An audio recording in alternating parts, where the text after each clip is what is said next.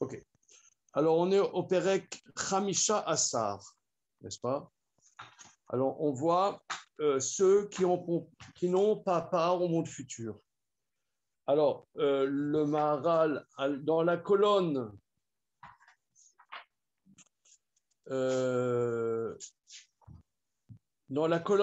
même, gauche de même tête, hein, une seconde, il avait donné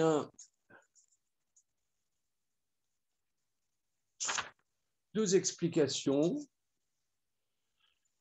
Pourquoi, et voilà ceux qui n'ont pas part au monde futur.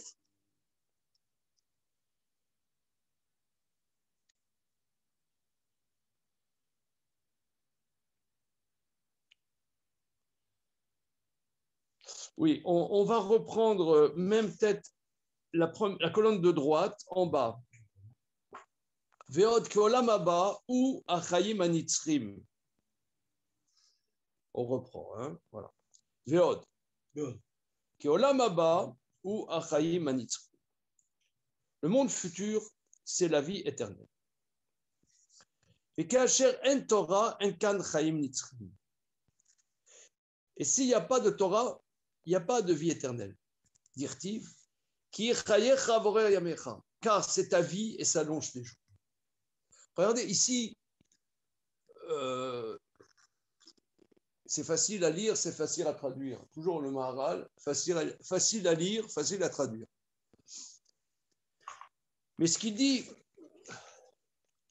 là, enfin, c'est ce que la Gemara dit en vérité dans le traité Psachim, Daf Memtet, Amoud Bet. C'est quelque chose qui est énorme. C'est-à-dire, nous, on bouge.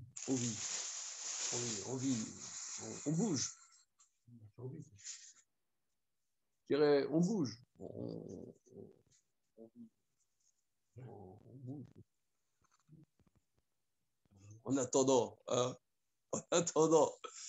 Mais. On dirige vers le trou. Voilà. Maintenant, est-ce qu'on vit? Et maintenant, tu me dis, c'est quoi vivre? Alors, c'est ça la Torah. La Torah, c'est ta vie. C'est ce que la Gemara dit, que nous avions vu il y a 2 séances, je pense, la même tête à Moudbet dans Maseret Psachim, qu'on ne doit pas partir en voyage avec un ignorant en Torah. Pourquoi? Parce qu'il n'a pas pitié de sa vie, donc il risque de ne pas avoir pitié de la tienne, donc tu te mets en danger. Tu te mets en danger. Mais au contraire, tu vas dire à quelqu'un, mais pourquoi tu n'étudies pas la Torah? Laisse-moi vivre. Hein? Laisse-moi vivre. Moi, je veux vivre tranquille. Est-ce que tu me casses les pieds, là? Mais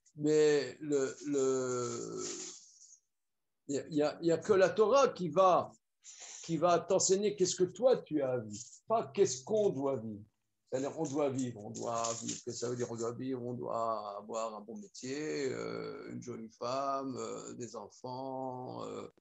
Il ne faut pas être raciste. Il ne faut pas être sexiste. Et voilà, ça, c'est ce que tout le monde doit faire. Maintenant, qu'est-ce que moi, je dois faire? C'est encore une autre affaire.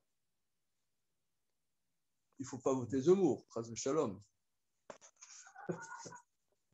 Non, mais non, toi, c'est ce qu'on. Maintenant, qu'est-ce que moi, je dois faire? J'en sais rien, moi. Qu'est-ce que je dois faire? C'est investir là-dessus et ben, qui c'est qui s'intéresse à ça? Alors, c'est parce que c'est ta vie, la Torah, elle construit ta vie. Donc, c'est ta vie.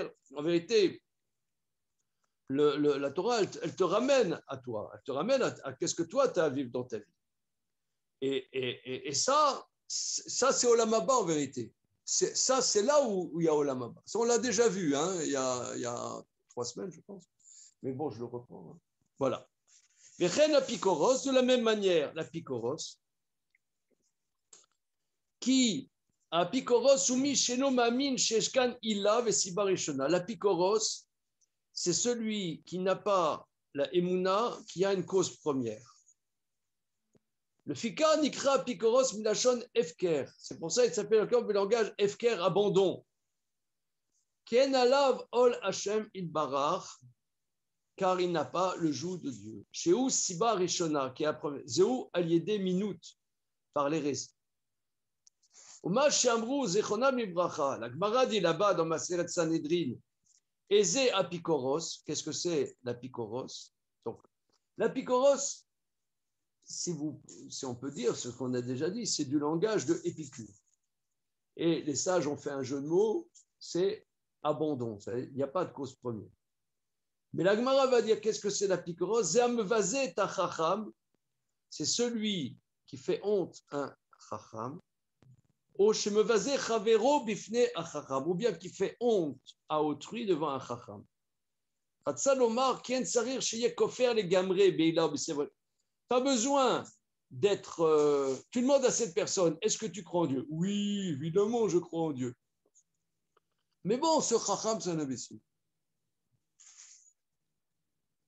Alors, Rak imen irat Hashem al panav, s'il n'a pas la crainte de Dieu à son visage, en alav ol shamayim, il n'a pas la crainte du ciel, le joug du ciel, de dénigrer un érudit, ou bien de dénigrer autrui devant un Talmid Chacham. Zéou apikoros. Davarze prikat ol asibarishona, ça c'est dégager le joug de la cause première. Qui louaya ol shamaim alav, car s'il avait la crainte du ciel, ayanichna minaïla min chachamav, il aurait été soumis devant la cause première et devant les connaisseurs de la cause première. Veloaya me vasait à Talmid Chacham. Il ne ferait pas honte à un Talmid Chacham. Sheloaya me vasait travero bifne Talmid Chacham. S'il avait peur du ciel, il ne ferait pas honte comme ça. Kizeu gna il est Talmid Chacham gamken, car dénigrer quelqu'un devant un Talmid Chacham, c'est faire honte au Talmid Chacham. On l'a expliqué, hein, ça, la dernière fois, ça fait longtemps, 2 semaines peut-être. Voilà. Kizeu gna et Talmid Chacham gamken v'amrinan tashem l'akira et rabot Talmid Chacham le fikar kolze nichra bekla la pikorsut. Ça rentre dans l'hérésie, nikra pikors. Vekacher enila enkan olamaba. S'il n'y a pas de cause, il n'y a pas olamaba, shinimsa meto olamaba. Donc, s'il n'y a pas la cause première, il n'y a pas le monde futur qui vient. La cause, le monde futur qui vient de la cause première. Le fekar ilouch shlosham salkim imeno olamaba, c'est pourquoi ces 3 choses dégagent de lui olamaba. Et Torah lomar gamken, qui olamaba, shiarzor adam kabel achayim barach.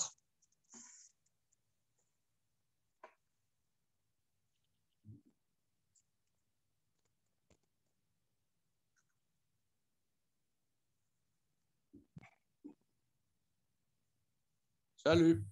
Bonjour. On en est à la colonne même, page même tête, colonne de gauche. Oh, Abraham, on te voit en vidéo, c'est merveilleux. C'est un bonheur. Ah non, t'étais bien, on te voyait, Abraham. J'étais heureux. Alors. Vetochal lomar gamken. Voilà, donc là maintenant, il va donner une autre explication. Vetochal lomar gamken. Tu peux aussi dire que Olam Haba, Sherzor Adam Vikabel Achayut Melachem et Barar, Shumashpia Achayut, que le monde futur, c'est quoi? Que l'homme reviendra et recevra de nouveau la vie de Dieu, qui prodigue la vie. Are Gamken Gimet Varim Adam, Sherzer Liot Chay, Achayut, Bachem Idbarar ou Mashpia Achayut. Donc là maintenant, c'est une nouvelle définition. On a vu une définition, celui qui niait la dimension même d'Olam Haba, il dit Olam Haba n'existe pas, donc il n'a pas Olam Haba. Hein, ça, c'est la première explication. Deuxième explication, c'est qu'il se détache de la Torah, donc se détachant de la Torah, il ne peut pas avoir Olam Haba. C'est la deuxième explication. Maintenant, une autre explication. Qu'est-ce que c'est Olam Haba? c'est que l'homme va revenir recevoir la vie de Dieu qui prodigue, mashpia achayut. Aregamken gimet varim. Donc il y a trois dimensions. Adam shechozer liom chai, l'homme qui redevient vivant, première dimension. Achayut, la vie, et Dieu qui prodigue la vie. Akofer betriat ametim, celui qui nie la résurrection des morts. En vérité, on pourrait dire, excusez-moi de dire ça, c'est très élitiste parce que la plupart de nous, la résurrection des morts, si vous voulez, c'est un dogme pour eux. Un dogme, quoi. Hein? Un dogme. Tu dois y croire. Ouais. Mais bon, tu dois y croire. Oui. Il faut être lucide avec soi-même.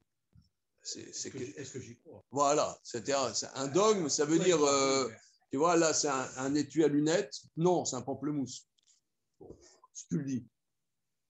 Si tu dis que c'est un pamplemousse, je veux bien, hein, mais pour moi, c'est un étui à lunettes. C'est-à-dire, ça veut dire, c'est des choses à laquelle on ne réfléchit pas. Alors ici, le Maharal va dire un point qui est quand même très, excusez-moi l'expression, élitiste. Parce que, est-ce que nous, on perçoit qu'on reçoit la vie, ou bien la vie, c'est une donnée? Tu vois?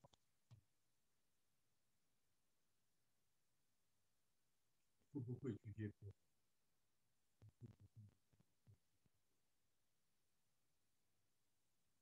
intégrer en soi. C'est un dogme, comme d'autres choses. Vraiment imprégné. Sans les moods, sans les buts, sans l'introspection,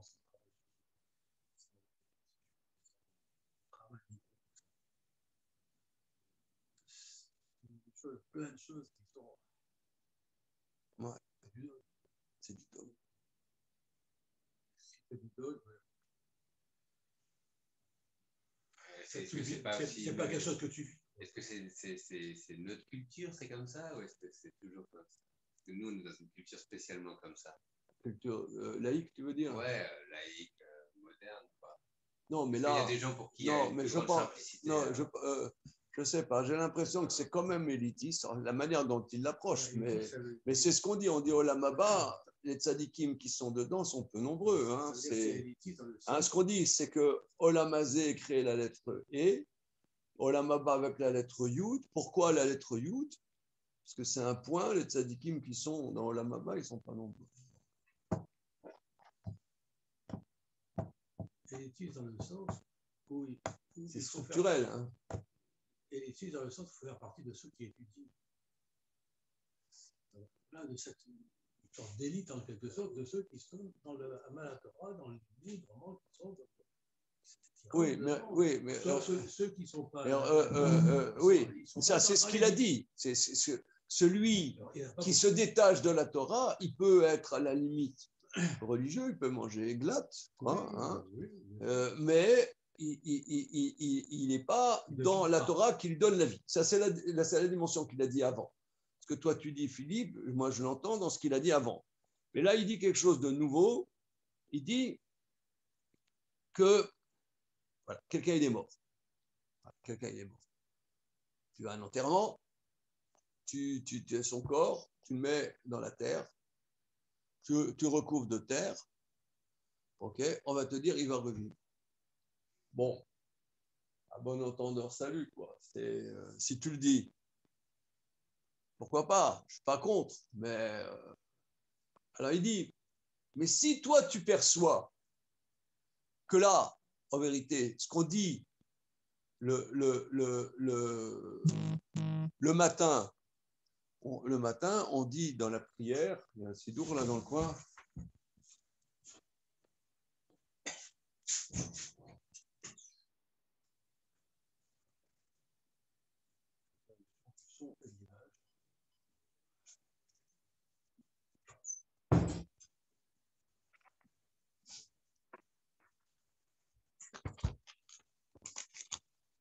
Le matin, on dit dans la prière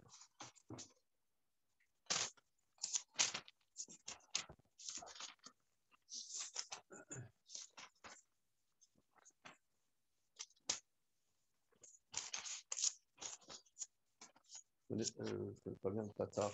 Les brachot de. Où c'est? Du matin, dans le Tatar.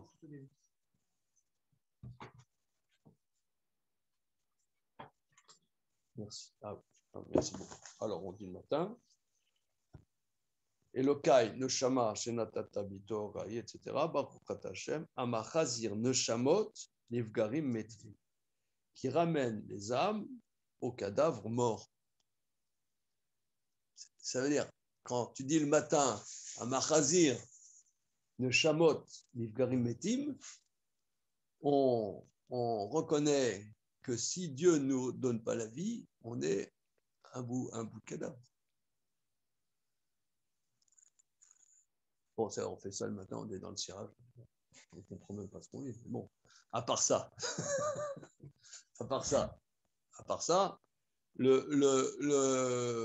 on peut avoir la perception que là, on est là, autour de cette table avec des livres, des vieux grimoires. Mais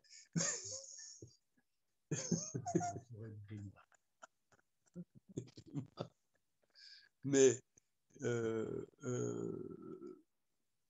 c'est parce qu'on reçoit la vie, même que ça veut dire, c'est les mots du Maharal, que même maintenant, en vérité, Dieu, quand on dit le matin, on dit dans la prière, le Chaya Metim, c'est que nous, on est peut-être même morts, c'est Dieu qui nous donne la vie. Même là, aujourd'hui, je veux dire, si tu perçois que c'est Dieu qui te donne la vie, alors ça ne devient plus un dogme, c'est quelque chose que tu vis. C'est déjà plus un dogme, tu vois? On te parle de la vie. De la vie. La vie, mais même là maintenant, aujourd'hui, c'est avant la mort, c'est pas post-mortem, mais c'est ante-mortem. Avant la mort, en vérité, quelque part, on reçoit la vie. Oui. Mais notre masse physique est en mouvement que voilà, nous donne la vie. Sinon, c'est une masse. Toi, par exemple, là, d'un instant à l'autre, tu meurs. D'un instant à l'autre, cette même masse-là. Voilà. Et même, des fois, on a la perception. Tu vois, par exemple, des fois, on est dans des situations dans l'existence, on sent qu'on est foutu. Je ne sais pas, ça arrive. On sent qu'on n'a plus de ressources, on n'a plus de, je sais pas, plus de ressources, plus d'énergie, plus de ressources, plus de. On est, en yiddish, on est dans un bror. Ouais. Bror. C'est pas arrivé à Sarcelles. Mais bror, c'est brisé, tu vois. On est arrivé, on est brisé, quoi. Sur un cas de bière, on dirait. On est brisé. Et alors, tu sens des fois, même si selon l'état civil, tu es vivant, mais que tu sens que tu es un peu mort, ça arrive. Non? Quand on dit je suis mort, voilà. Tu es fatigué. Voilà, tu vois, on peut avoir l'expérience de ça. Ou même, tu as des gens, je sais pas, toi, tu avais le Covid fort. Ouais, oui. Des gens qui ont eu le Covid, dans la première vague. Merci de l'honnêteté. Ah ouais. La première vague, c'était très dur. C'était très, très dur. 4 semaines au lit. Ouais. Le se lever, et puis, machin.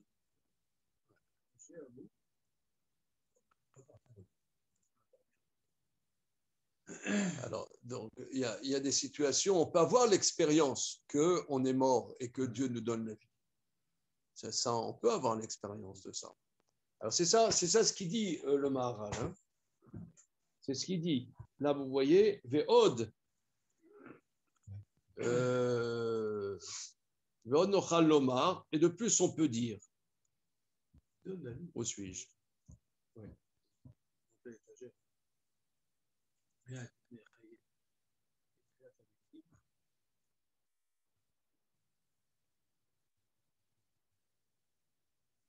Ah, mais Tochal Lomar Gamken. Mais Tochal Lomar Gamken. Je me le souligne parce que là, c'est une article de la population. Vous voyez, c'est ça.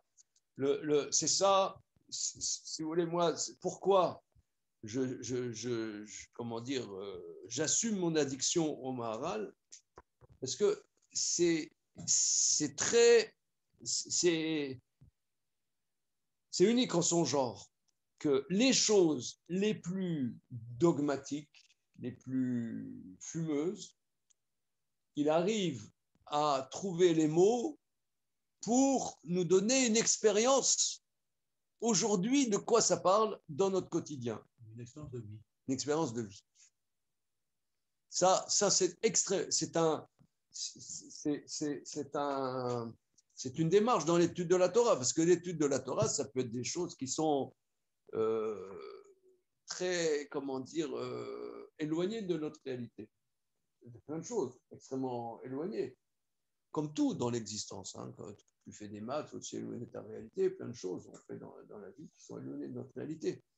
Et là, il travaille de manière systématique et difficile pour, non, que ça parle de choses dont on a l'expérience. On sait de quoi ça parle. On sait de quoi ça parle. C'est des choses précises, c'est pas fumeux. Il parle de notre vie. C'est ce qu'il dit. Torah Lomar Gamken. Et vous pouvez remarquer qu'il ne dit pas au départ. Au départ, il tourne autour du pot. Il bisute ceux qui ne comprennent pas, qui dégagent. Après, il dit qu'est-ce qu'il a à dire. Torah Lomar Gamken. Qui olam haba. Adam,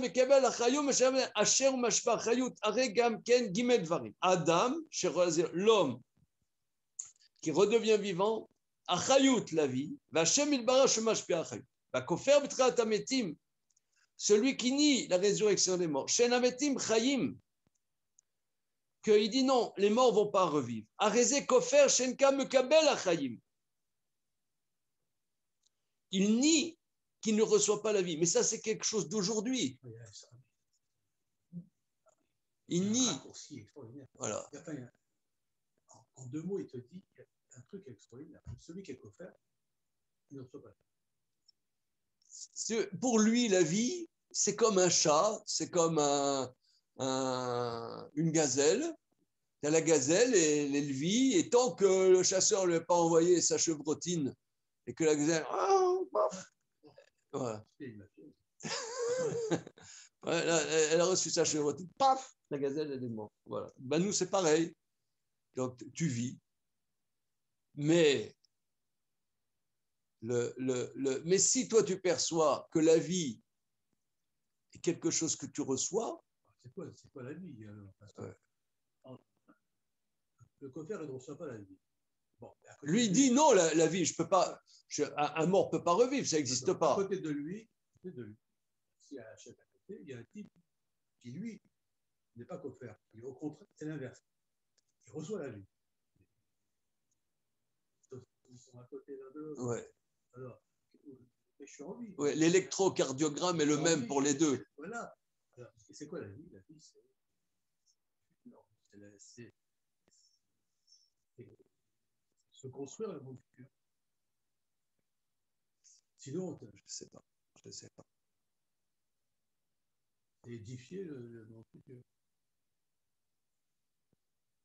Ouais, moi, je perçois, c'est sentir qu'on attend quelque chose de toi. Là.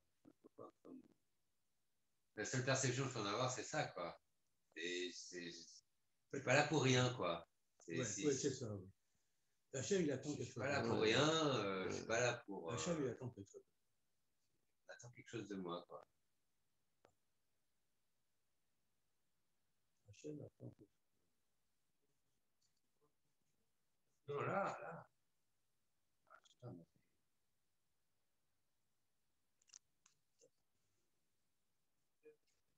J'ai vu un Maharal il y a quelques jours sur Yevamot, Samerbet Amoudbet. Il dit que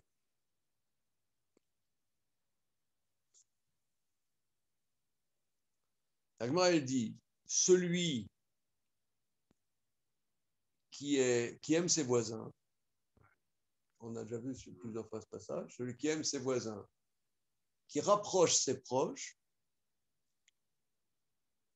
quand il implore Dieu, Dieu lui répond. Alors, le Maharal, là-bas, dans les Chidusha Gadot, il explique quelqu'un, il veut que Dieu lui réponde. D'accord? Il a un problème, il veut que Dieu lui réponde. Alors, il y en a, ils vont dire le ciel est vide. Le ciel est vide. J'appelle. Oh! Oh! Il répond pas. Comme la chanson de Nogaro. Sous ton balcon. Voilà, il répond pas. Voilà. Alors, il dit d'accord. Parce qu'en vérité, toi, tu crois que Dieu, il est dans les cieux, des cieux, des cieux, des cieux. C'est pas faux. En vérité, il est proche de toi. Il est proche de toi. Et si toi, tu es proche des gens avec qui tu vis, c'est à des voisins. C'est le Parisien. Ça, c'est pas comme ça. Mais les Parisiens, tu es dans le même ascenseur que des voisins. Tu as peur de dire bonjour parce qu'après, il va te demander 1000 balles, tu vois. Tu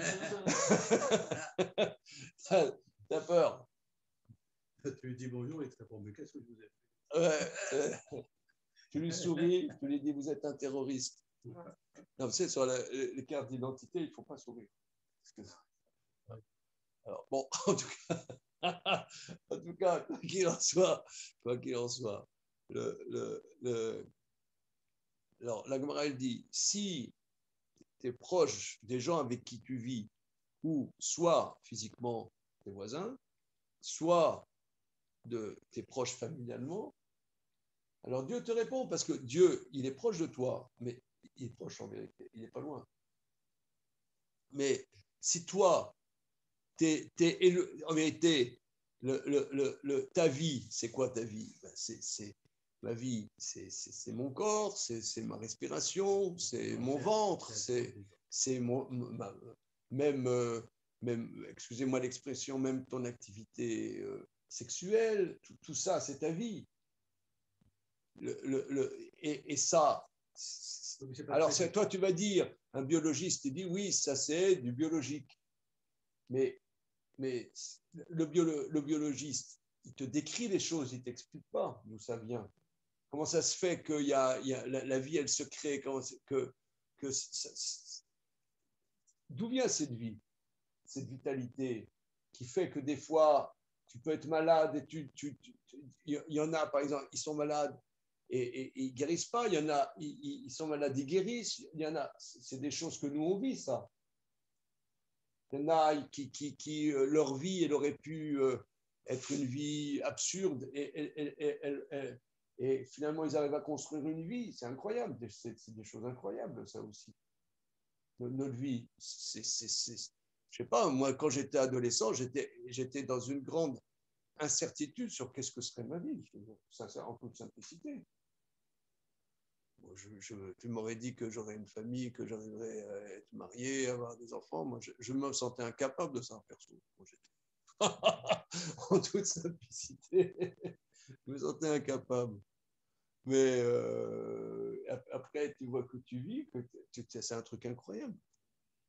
Oui, ça, on est tous de la même enseigne, les juifs ou non juifs. Ah, ça, c'est universel. On est jeunes, on se pose des questions, après on se marie, on a des gosses, ça c'est universel. Et celui qui c'est le corps, c'est la voilà, c'est les molécules. C'est bon, c'est physique, quoi. Celui qui se préoccupe des autres, celui qui va faire du coproline, qui va se rapprocher des autres, qui fait en sorte qu'il y ait le shalom entre les gens, résoudre des problèmes, ça explique sa famille, tout ça, celui-là, il est comme Hachem, qui lui est proche de toi. Dans la mesure où Hachem est proche de toi, il est en toi, il est là, il est comme dit dans le temps de Barim, dans le Sefer de Barim. Qui carovera d'avant.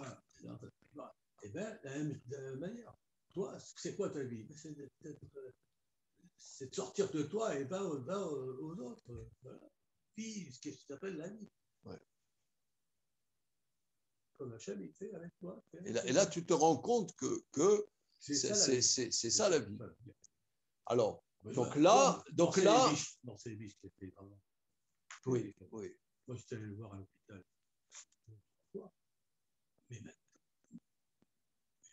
relation avec moi maintenant. C'est extraordinaire. Tellement, ça a été pour lui fantastique que j'aille le voir. Ouais. C'était un événement, mais inouï. Je me rends compte, je me suis rendu compte à chaque fois ce que j'avais fait, sans en tirer de glorieux, rien du tout. Hein. J'avais fait quelque chose qui s'appelle la vie. Ouais. Donc la vie, c'est pas quelque chose qui est trivial. C'est pas, voilà, ça passe par le biologique, mais c'est pas biologique. Voilà. Donc là, la personne qui vit ça, donc la résurrection des morts, n'est pas un problème. C'est pas du dogme. Parce qu'il en a l'expérience. Il a l'expérience de ça. Celui qui dit c'est pas possible, c'est pas possible. Ok. Donc là, vous voyez, c'est unique hein, ce qu'il dit ici. C'est comme tu as dit, Philippe, en 2 mots en vérité. Hein, il faut seulement les lire. C'est 2-3 mots. Hein. Voilà. Qui a olam haba chez Yarzor Adam et Kabel Aron Me'Hashem Asher ou Mashpeh Achayim. C'est Dieu qui donne la vie.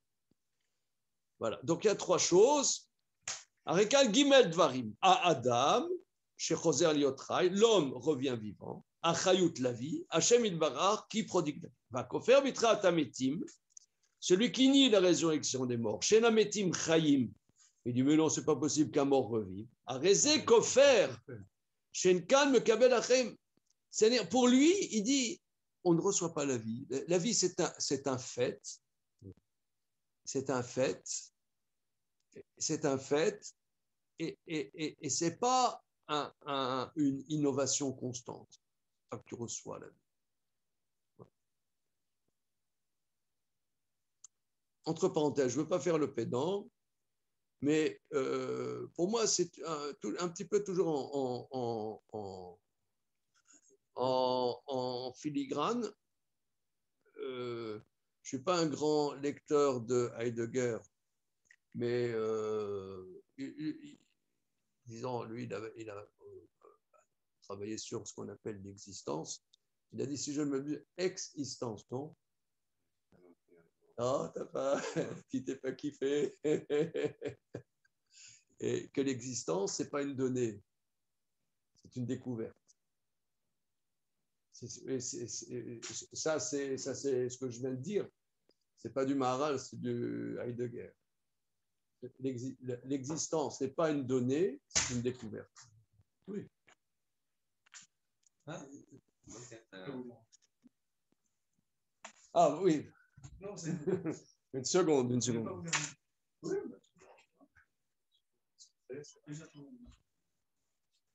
Bichoco, chocolat glacé.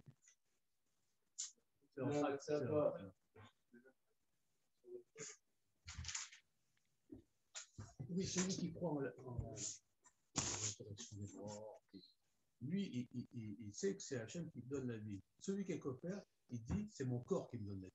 C'est mon corps qui me donne la vie. Oui, absolument. Ouais. Mais ça, c'est la plupart d'entre nous. Même nous-mêmes, ça dépend. C'est sinusoïdal. On n'est pas. Non. Lui, il est fondamentalement. Il pense, persuadé, c'est mon corps qui me donne la vie. Voilà. Mon corps est c'est parce que j'ai mangé. Parce que j'ai mangé du foie gras au réveillon, c'est ça qui me donne la vie.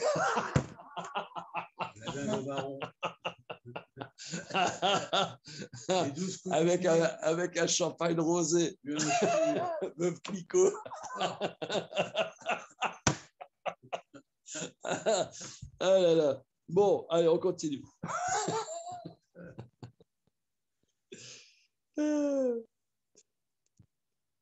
Non, je reprends ce que tu dis, c'est très bien. C'est-à-dire qu'en général, on a la perception, c'est mon corps qui donne la vie. Ça. On continue. Donc ça, il nie qu'il reçoit. D'autre part, Vaomer en Torah min hashamaim. Celui qui dit la Torah n'est pas divine. Ou kofer bechaim atzmam, qui a Torah i achaim. Celui qui dit la Torah n'est pas divine. Donc lui, il se coupe la possibilité de vivre. Car la Torah, c'est la vie. C'est ça, Tsoum.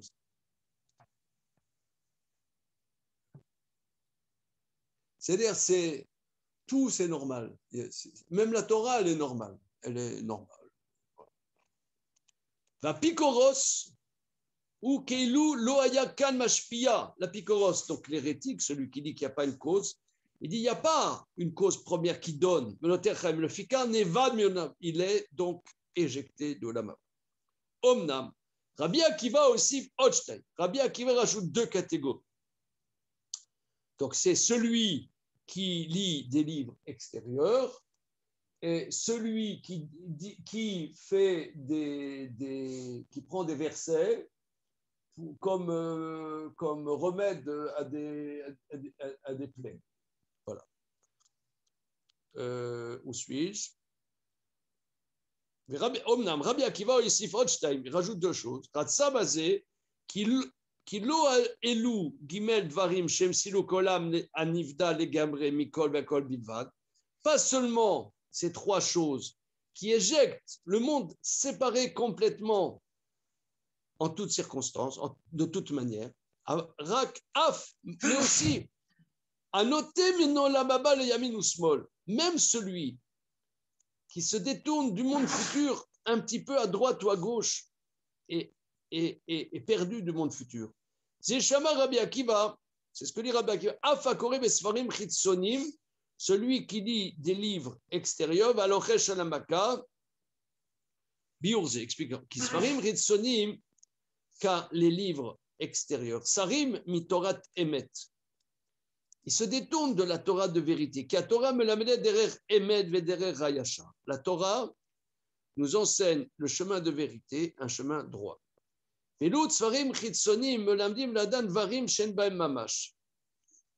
voyez, par exemple, là, on avait parlé donc la dernière fois, on avait parlé, par exemple, du rouleau des Maccabim, qui se trouve dans la Bible chrétienne et pas dans le canon juif. Alors, c'est des textes qui ont leur pertinence,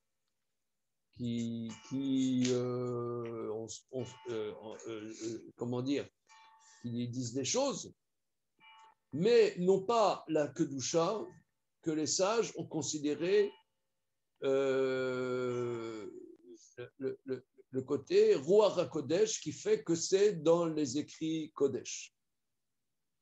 Ça ressemble. Hein.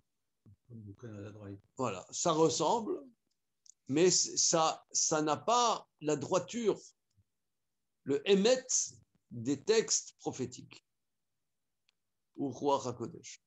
Et alors là, celui qui lit ça, c'est comme ça ressemble au judaïsme. C'est du judaïsme quelque part, mais c'est pas de la Torah. C'est du judaïsme, mais c'est pas de la Torah.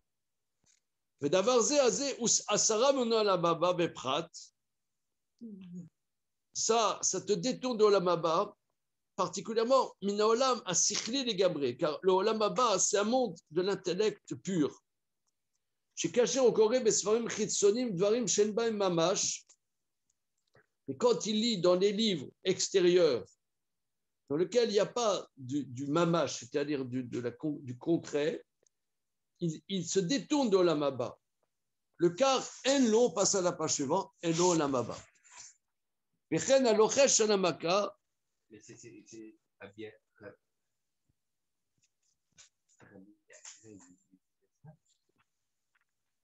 Comment? À son époque, c'était quoi l'extérieur? Les livres extérieurs, a priori, les livres extérieurs, il y a plusieurs. Il y a le livre Ben Sira. Le livre Ben Sira. Ben Sira était un fils du prophète Jérémie. Il a écrit un livre qui, des fois, il y a quelques versets sont cités dans le Talmud.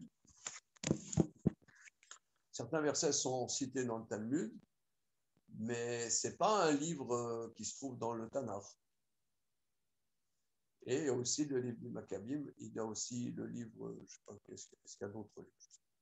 Dans la Bible chrétienne, il y a le livre de Tobie, qui n'est pas dans qui est pas dans le canon. On a le droit Alors, c'est ça ce qu'il dit. Lire comme ça, pour vous dire.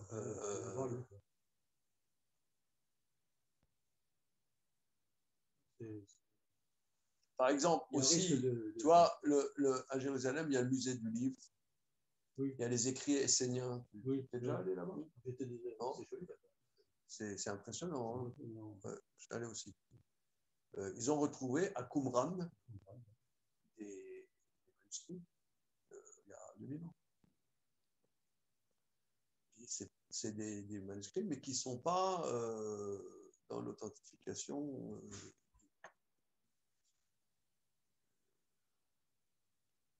du canon. Les sages de la Mishnah ont authentifié. Alors, le Maharal, il a l'air de dire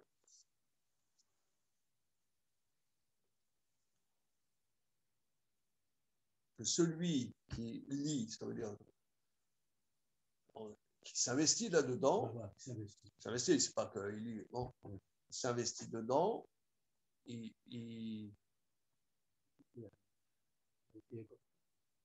n'est pas coffert, il se détourne du émet. Il est en mauvais chemin.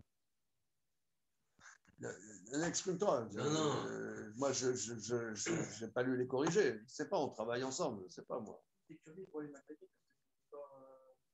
parce que c'est Oui, mais les Maccabies, mais c'est un... Oui, mais le problème, c'est que t'as pas de tradition. Il y a deux choses, c'est les Maccabies. Il y a ceux qui ont accès à Hanouka, puis après, c'est leur histoire à eux. Ah, d'accord, l'histoire. Non, c'est l'histoire de Hanouka. Ah, c'est ça. Mais c'est un livre, tu vas lire. Qu'est-ce que tu vas en faire? Comme il ne fait pas partie de la tradition, tu n'as pas les moyens d'interpréter. Donc, tu vas te retrouver avec une histoire que tu vas lire et tu vas en faire ce que tu veux, ou je ne sais pas quoi, ou un travail d'historien et tout. Mais au final, il ne fait pas partie de la tradition, donc il n'y a rien à te dire, quoi.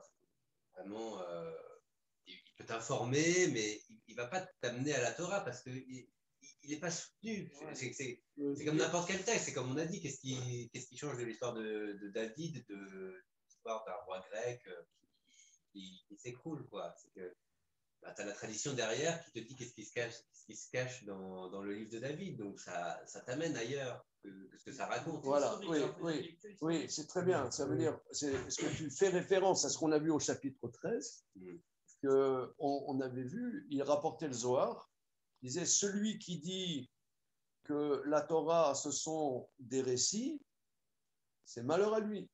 C'est sûr que c'est des récits, parce qu'il faut bien commencer par quelque chose. Mais ces récits sont soutenus par quelque chose. Si toi, tu lis par exemple le livre de Samuel, des KPDP, c'est le truc de KPDP, et voilà, tu as David, il devient amoureux fou de Bathsheba, il a chip à son mari, bon, c'est un petit salaud, comme on voit ça ailleurs, hein. Tu vois ça dans l'Iliade et l'Odyssée. C'est l'Iliade et l'Odyssée. C'est des histoires. Si tu penses à pour les histoires, c'est des récits, des récits. Maintenant, t'en fais quoi de ces récits? C'est Enbo Mamash. C'est vide. C'est ça, t'as que un avis.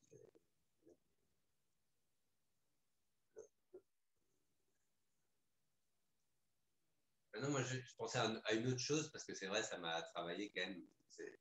C'est pas tout à fait exactement ce qu'il dit, mais parce que par exemple, je l'ai dit, j'ai acheté le livre de et sur Paul. Oui. Et puis,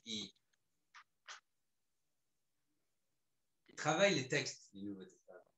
Il s'y investit en disant, bon, c'est pour les combattre, mais qu'est-ce que c'est ça? Ça, c'est considéré un peu comme ça, quoi, parce que quelque part, pour faire son livre, il s'y investit dedans.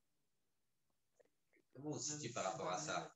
Lui, il dit, moi, je m'y investis pour voir justement comment ça s'est...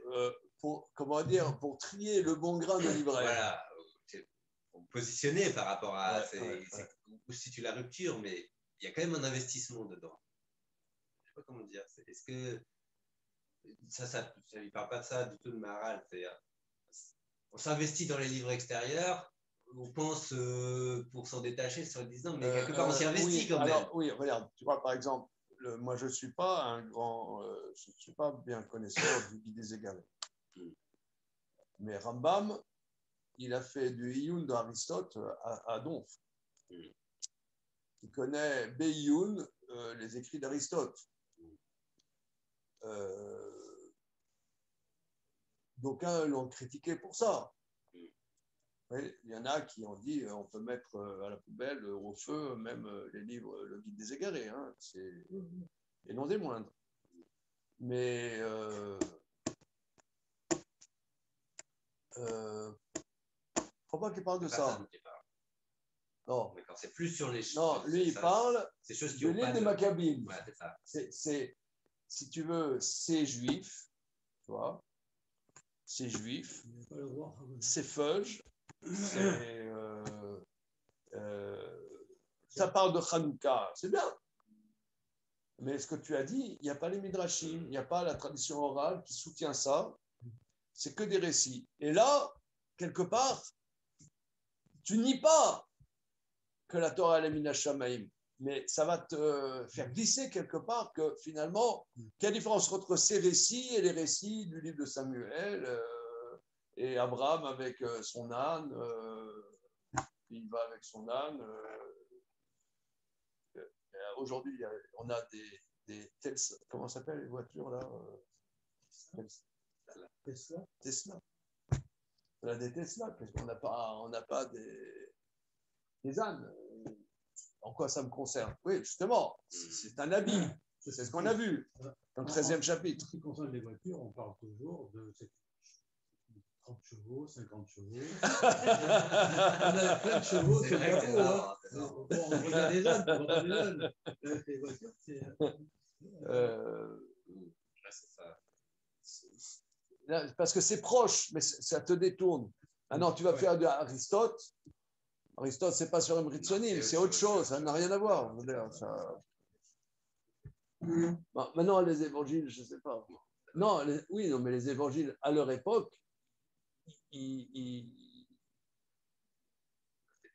voilà, ils se targuaient d'être proches du judaïsme. Ok, on continue. C'est bon? Ouais, juste une question, parce qu'on voit donc différents chemins qui éloignent du Olam Haba ou les investissements. J'arrive pas. Est-ce qu'il dit clairement que le Olam Haba, c'est quelque chose qui existe en dehors de soi, ou c'est quelque chose qu'on construit soi-même par cet investissement? Ou est-ce que c'est pas dit? C'est ce qu'on avait évoqué déjà. Ouais. J'ai pas compris ta question.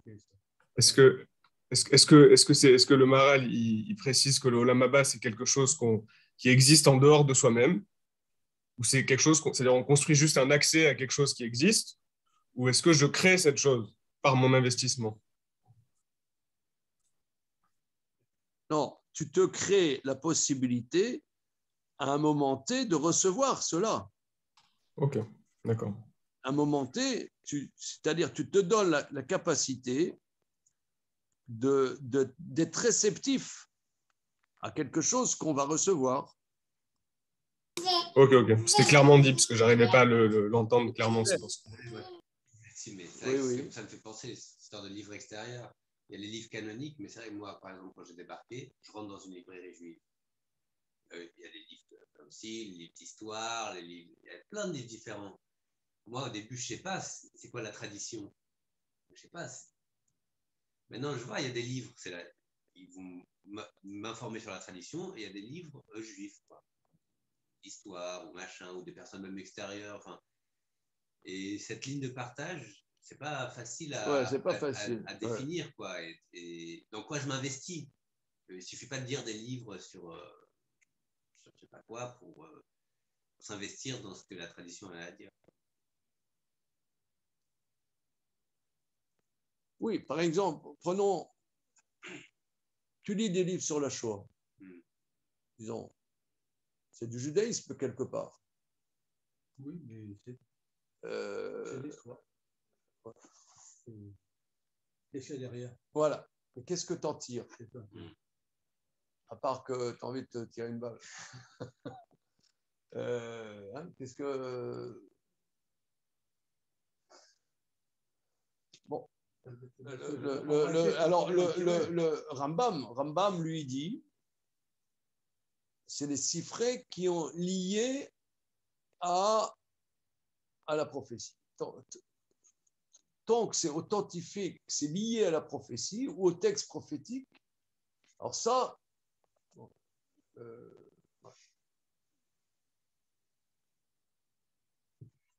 ok. Alors maintenant, la deuxième, Vechen, le Noun, Vechen, alochesh shalamaka, en haut de la page Noun, Vechen, alochesh shalamaka, ou mishtamesh batora, les davar, shoefer à la Torah, shetia à Torah, refoua la gouffe.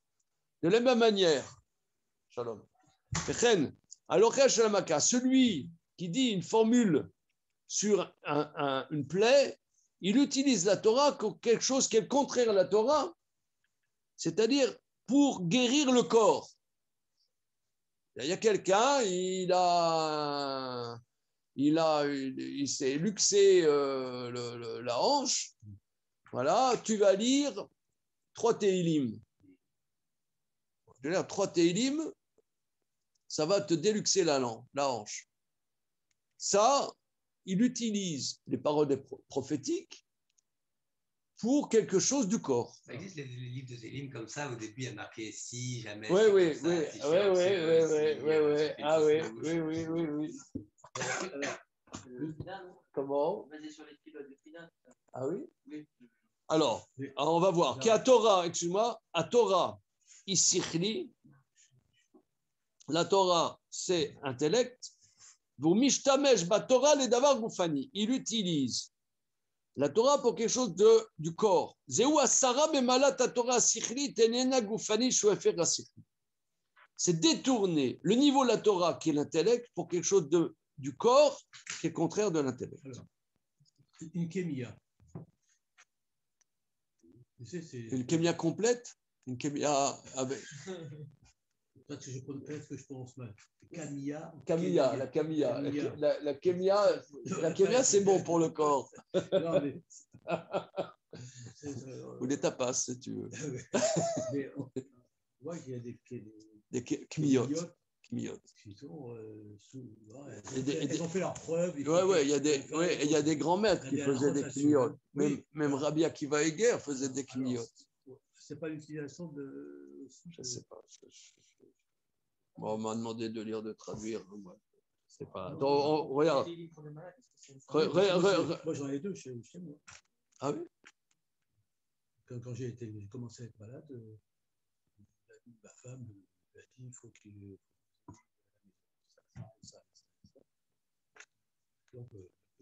Et ça marchait. Alors, maintenant, que va Amarnou? Depuis, je n'ose même plus les toucher, je ne veux pas les enlever. Alors, que va Amarnou? Nous avons déjà dit qu'il y a Torah et Olam Haba be'atzmo. La Torah, c'est Olam Haba lui-même. Pourquoi? Parce que la Torah, elle te fait amener à une dimension nitrite. C'est ce qu'on a vu depuis le début du livre. Kacher yadoua la mevin et chacham.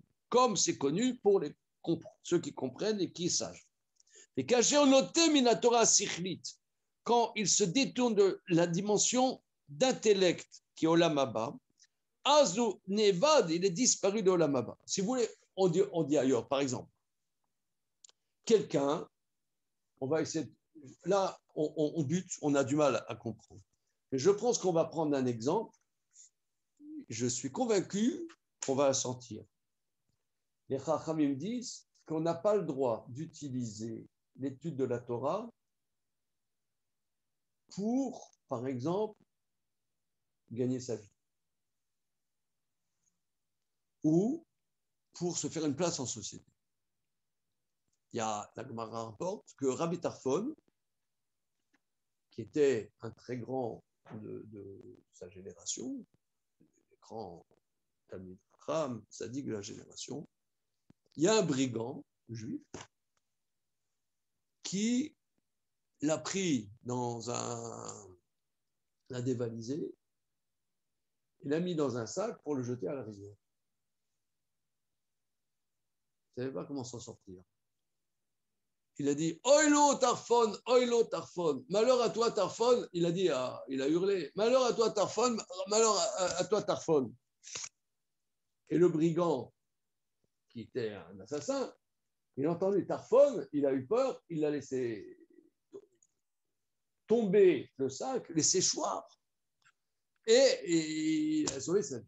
Et après, Rabbi Tarfon, il a dit qu'il a fauté. Il a jeûné pour faire expier sa faute. Qu'il a sauvé sa vie parce que c'est comme si on te disait, voilà, tu vois, en France, il y avait le grand ramassis truc que tout le monde respectait, que tout le monde aimait à raison. Imagine, tu as un brigand juif, les frères Zemmour.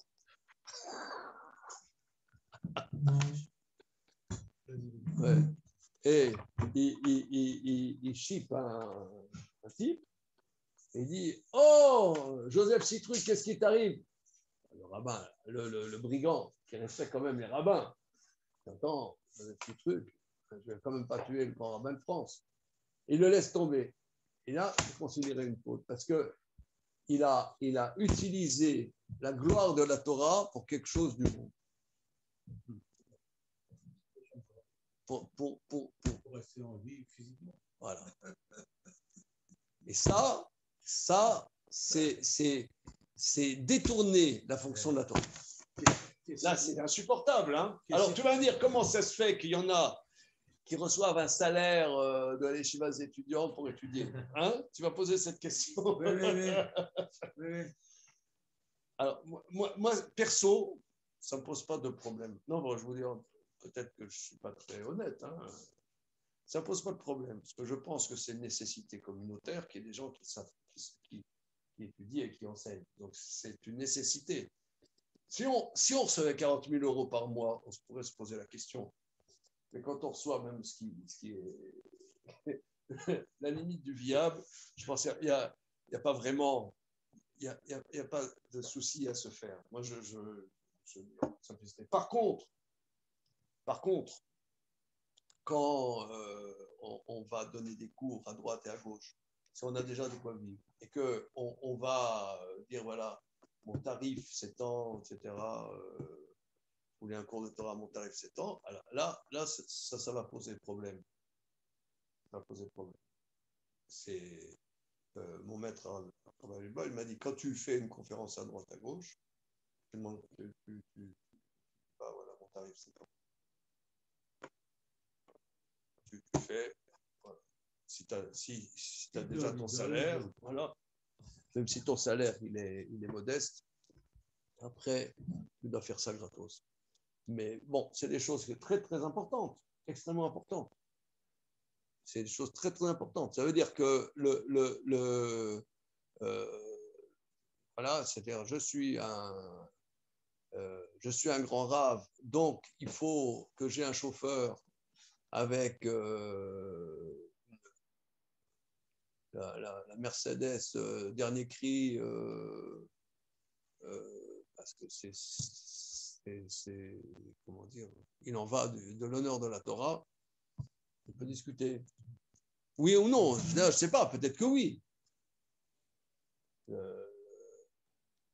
Une fois, j'avais. Une famille qui discutait. Comment? Qui parlait de ça, qui avait fait la conférence sur la Shlita, sur le. Oui.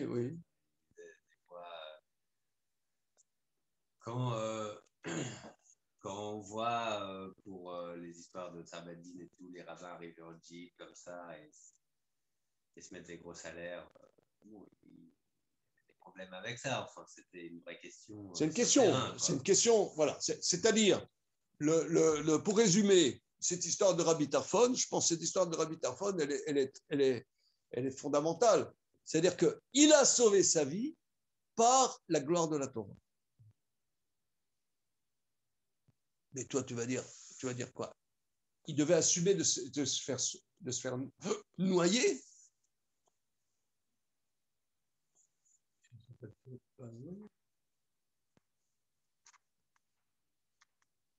Non, mais l'affaire est terrible.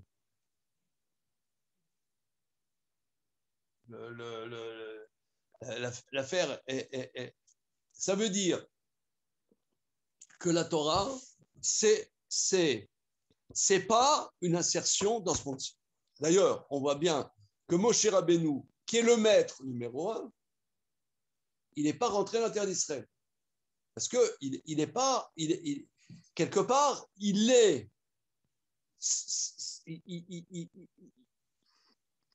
bon, c'est très, très compliqué. Pourquoi Moshe Rabbeinu n'est pas rentré dans la terre d'Israël? C'est très, très compliqué.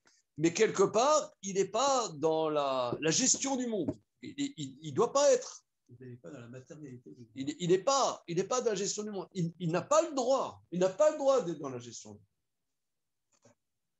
Il n'a pas le droit. C'est ce que les Levim, ils n'avaient pas le droit de travailler la terre. Ils avaient des villes qui étaient pour eux, voilà, mais ils n'étaient pas propriétaires terriens dans la terre d'Israël. Ils n'ont pas le droit. C'est ceux qui étudient qui enseignent. Voilà. Pas tout le monde est obligé de le faire. Tu peux faire autre chose dans la vie. Tu peux être trader, tu peux avoir des magasins d'optique, voilà.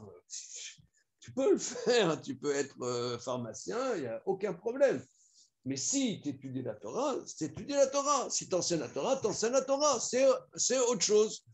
Tu n'es pas dans la gestion du monde. C'est autre chose.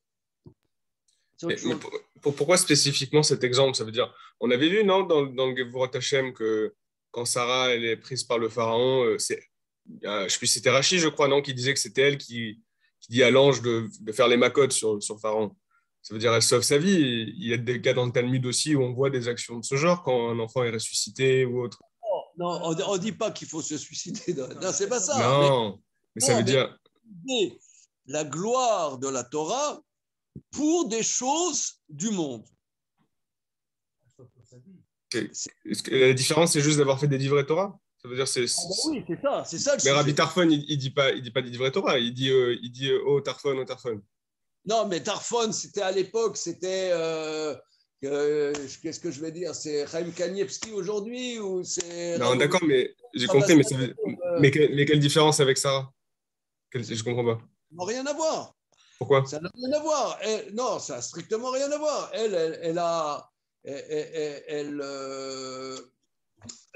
Si tu veux, elle avait une dimension supérieure au Malachim. Ok. Elle a une dimension supérieure au Malachim, et dit au Malach, frappe Pharaon, et ça n'a rien à voir avec le sujet. Elle sauve le projet divin. Bah, c'est utiliser un petit peu elle n'utilise pas la gloire de la Torah. Elle n'utilise pas des paroles de Torah. Des malachim, on peut concevoir que c'est lié quand même. Non, c'est des malachim. Elle est au-dessus des malachim. La femme tzadéket, quelque part, elle est au-dessus des contingences du monde. Donc, elle dirige les contingences du monde qui sont les malachim. Ok. Et quand... Parole de Torah. Et quand il y a un enfant qui est ressuscité, dans les exemples, les rares exemples où ça arrive, c'est pareil, c'est autre chose. Il prie à Dieu que Dieu ressuscite cet enfant. Il arrive à ressusciter cet enfant. Il n'y a aucun problème. Donc, quand Rabbi Tarfon dit son nom, on ne peut pas assimiler ça à une prière. Non, là, si tu veux, dans le contexte de la Gemara, c'est quelqu'un qui est en train de dire malheur au grand rabbin de France, quoi. Tu vois? Le mec, il va foutre à la flotte le grand rabbin de France. Okay.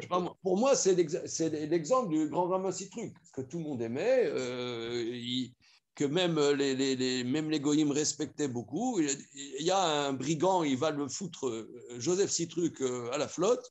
Il dit, oh, Joseph Citruc, qu'est-ce qui t'arrive? Il dit, oh, le grand rabbin de France. Le brigand, il l'a laissé tomber. Donc là, il a dit, là, il a utilisé la gloire de la Torah pour sauver sa vie, ça c'est interdit. Ça demande approfondissement, hein, parce que je sais pas moi, c'est pas évident à entendre, quoi. Tu veux dire pour chez toi? Oui, parce que c'est toi. Hein. Non, pour accéder à mes Ok. Alors,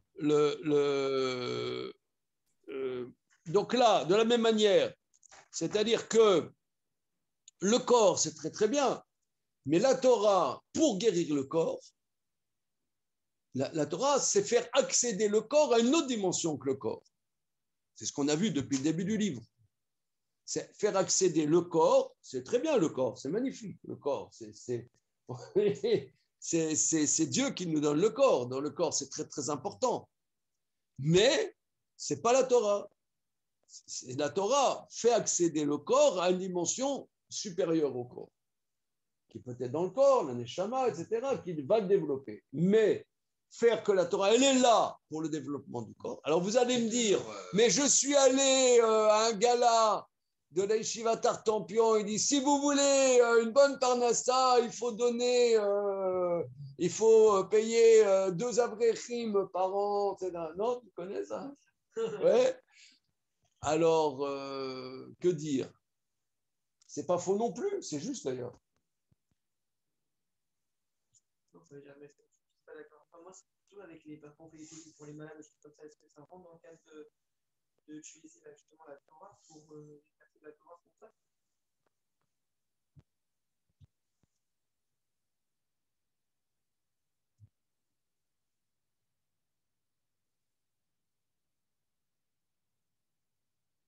Pas la même chose.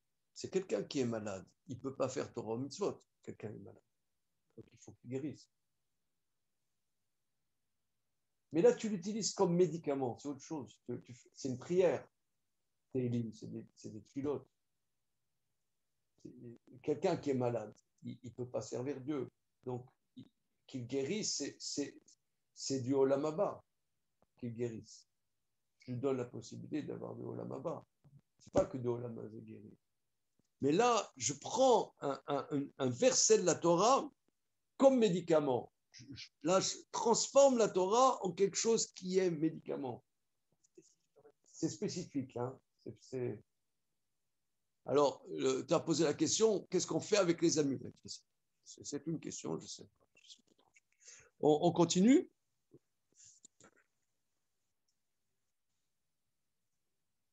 Mais que va ramarnu, la Torah, la Torah, c'est le monde futur en tant que tel. Quand il se détourne de la Torah intellectuelle qui est le monde futur, alors il est disparu du monde futur.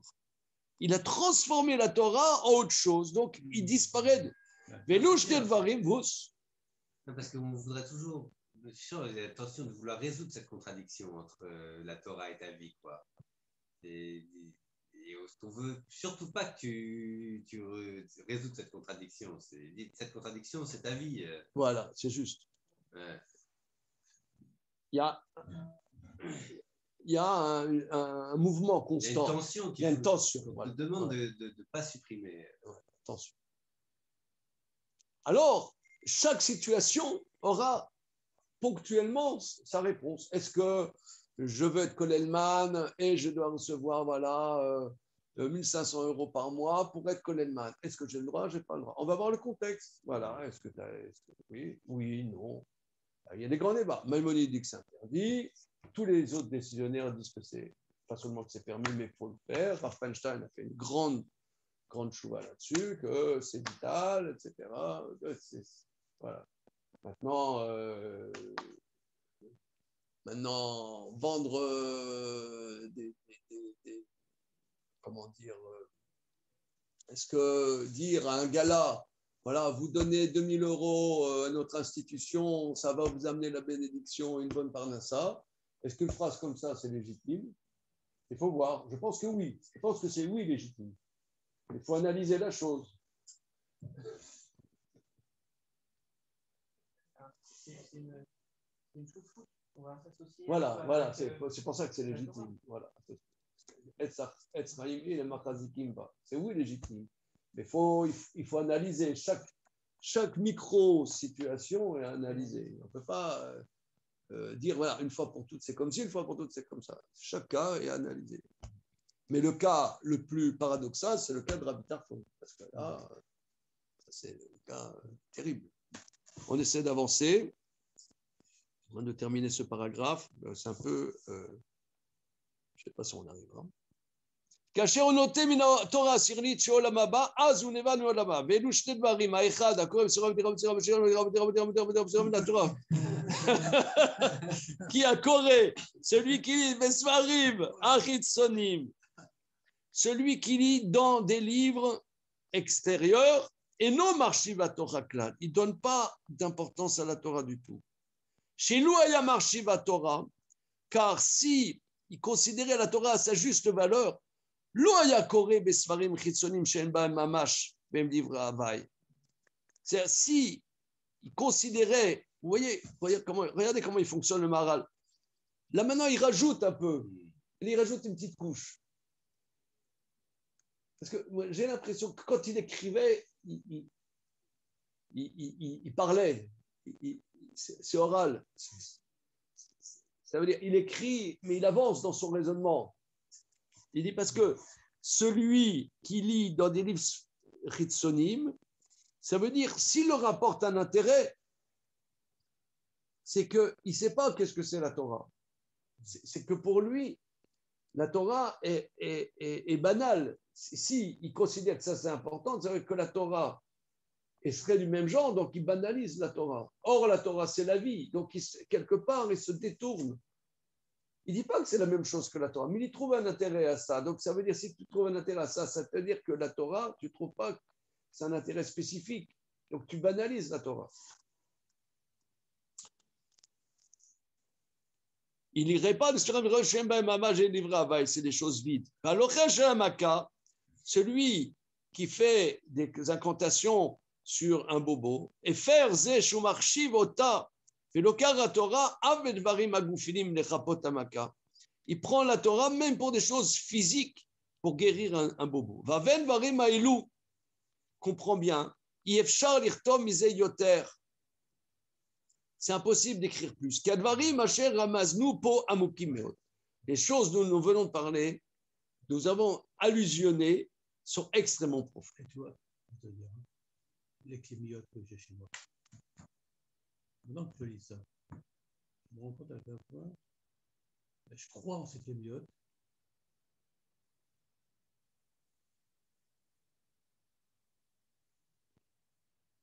Comme si elles étaient chargées d'un pouvoir.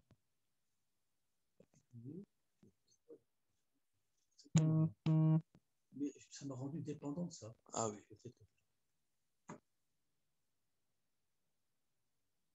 Comme des amulettes, comme des Ah oui. Et pas d'Hachem, quoi. Ouais. C'est très. Maintenant, les enfants, je suis très resté. Ouais. C'est presque comme des trucs africains, quoi.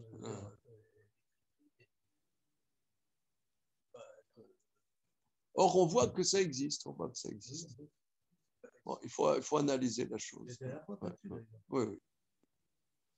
Alors maintenant, Abba Shaoul Osif. Alors regardez, je ne veux pas faire ça vite. On s'arrête là. Bezrat Hashem, dimanche prochain, on en est là. Abba Shaoul, il rajoute à Oget Hashem Beotiotav, celui qui prononce le nom de Dieu lettre par lettre. Quel est le problème? Bezrat Hashem, la suite de notre série de Tiferet Israël. Tintin. Regarde, j'arrête l'enregistrement. Antoine, j'aimerais te demander quelque chose. Oui. Une seconde.